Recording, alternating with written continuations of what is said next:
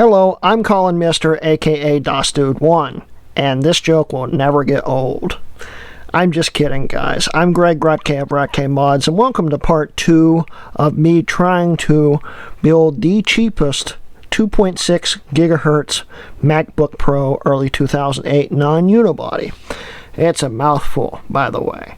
But anyway, as we saw at the end of the last episode, which I released at 9 p.m. last night, and it is now about 11:30 p.m. the next night, I ended up by showing you this thing taken partially back apart.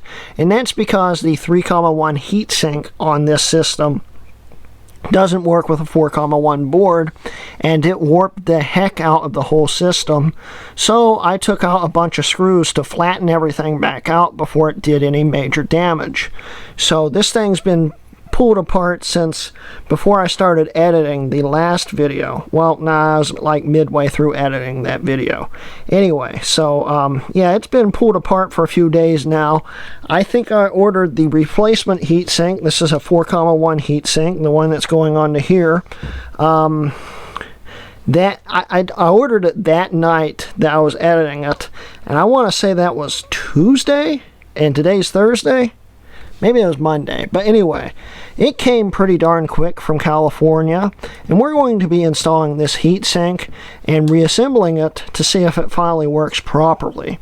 And I'm not going to film me actually taking this back apart again, because I'm sure you guys don't want to sit through watching me take it all apart again. But I'll show you if there's any damage. I'll show you what the damage was to the heatsink that I modified to make it fit. And I'll also see if there's any damage done to the case, because the top case was bulged right up here. If you look in the last video, you could see the keyboard was bowed up a little bit right over here. And then the bottom case, right behind the battery door, you could see a bulge sticking out of that. That wasn't there before I put the thing back together. And that's all because this heatsink, well, the one on there, was twisted funny and pushing on everything. So if you see here, I've left the board in, but I actually removed all the screws to the heatsink, and everything just basically gave way and flattened out nearly instantly. So I'm going to be taking everything back out of the case again. It's a lot of screws, by the way. And we'll show you what it looks like after I get the board back out. So let's get going.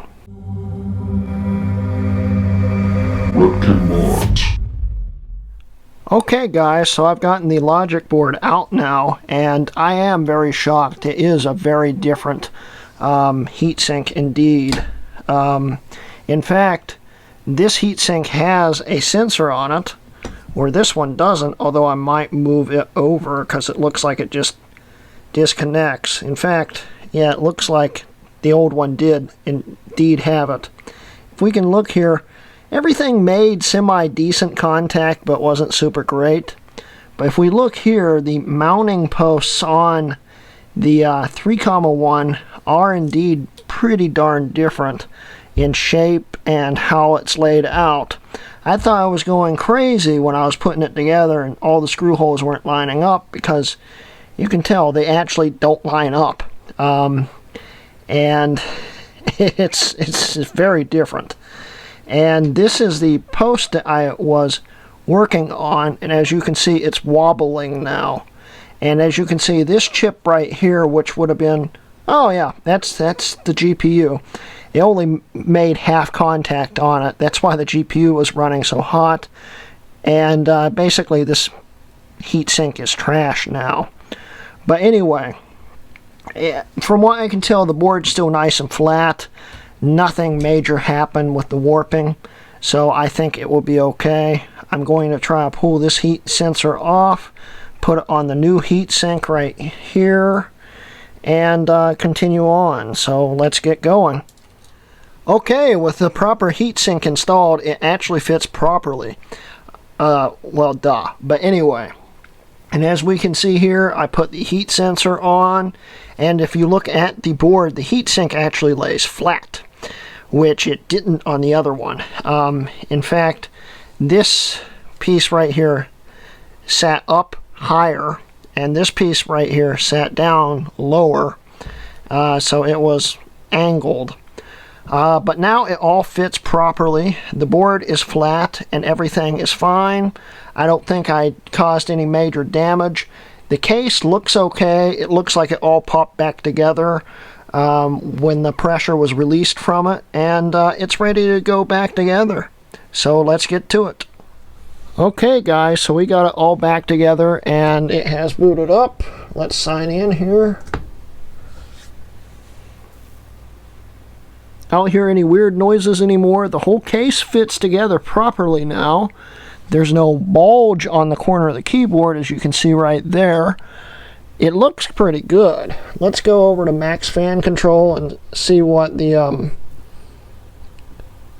temperature readings are.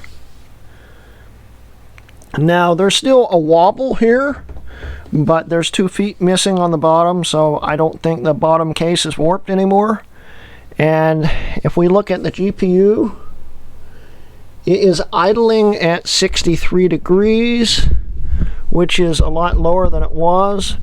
As I showed you guys, the GPU diode from the thermal paste application, half the diode wasn't even touching the heatsink properly. And now it is. It's running at idle fans. It didn't go over the to the temperatures it was running at before, which was well over 80 degrees. And it's running great. This system is a successful build now, I think. It's working good. The only thing that is missing from it now would be an SSD, but we'll deal with that in the future. But we are running Mojave. It's running nice and cool. We'll quickly show you where it was warped.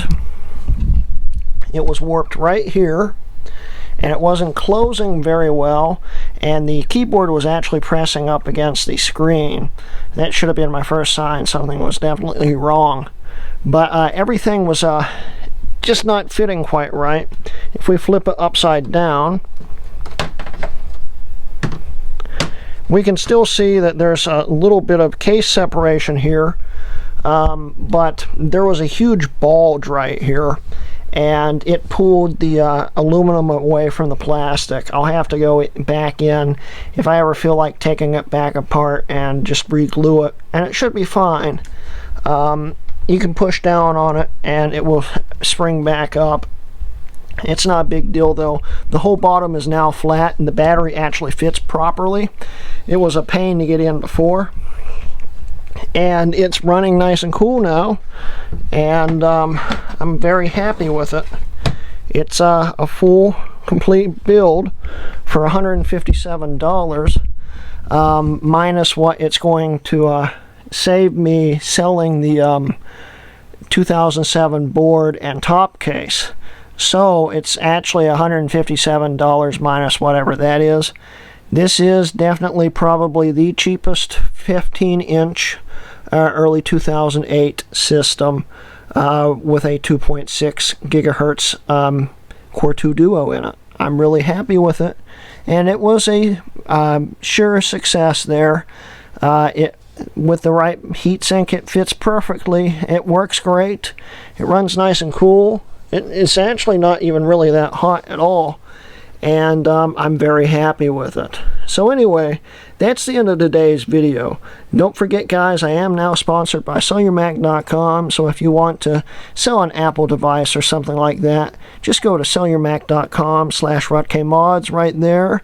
I also have the link down in the description for you, so if you do that, that would help me out a lot, and I'd greatly appreciate it.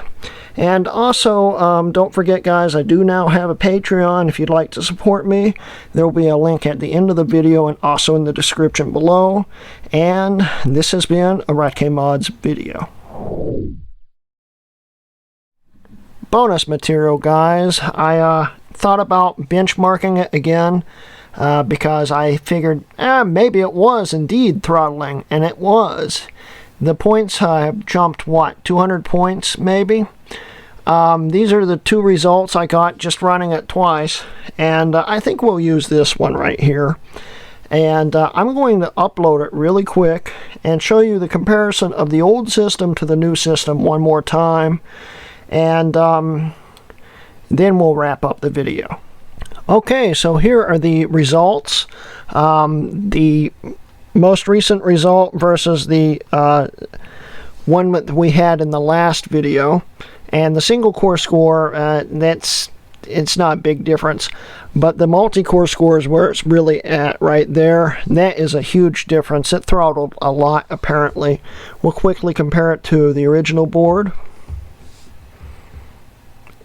And there we go.